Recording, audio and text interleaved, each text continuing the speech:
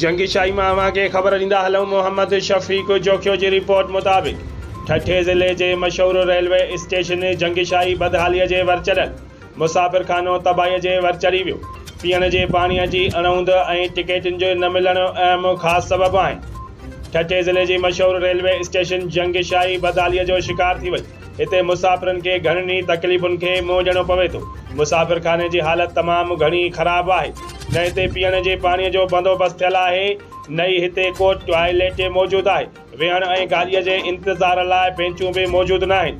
मर्द मुसाफ़िर रेल जो भी इंतजार कन था, पर औरतूं केॾां वञनि। मुसाफ़िर खाने में एक इंतजारी कमरो औरतुन लाइ पर्दे के हिसाब से मखसूस कयल हुयो, जेको हाणे ज़बून हालीअ जो ॾेख ॾेई रहियो आहे।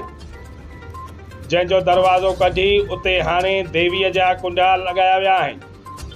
अवाम जो DS railway Karachi, chairman railway Lahore, निगरान वफाकी वज़ीर रेलवे का मुतालबो है त जंगशाही रेलवे मुसाफ़िर खाने जो दरवाज़ो वेहण लाइ बेंचन लगी वनी, पीअण के पानी जो बंदोबस्त कयो वनी।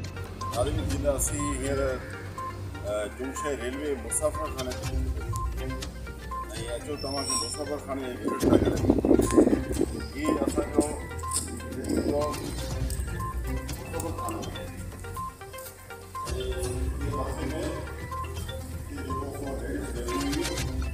अंदर ही बुकिंग ऑफिस में दी टिकट वो माई वठी दी माई जे अलावा ये सॼो जेको हाल तव्हां ॾिठो हिते बेचूं पयूं हाल हिन खे ॾेखार ये सॼो जेको हाल आहे हिन ते बेचूं पयूं।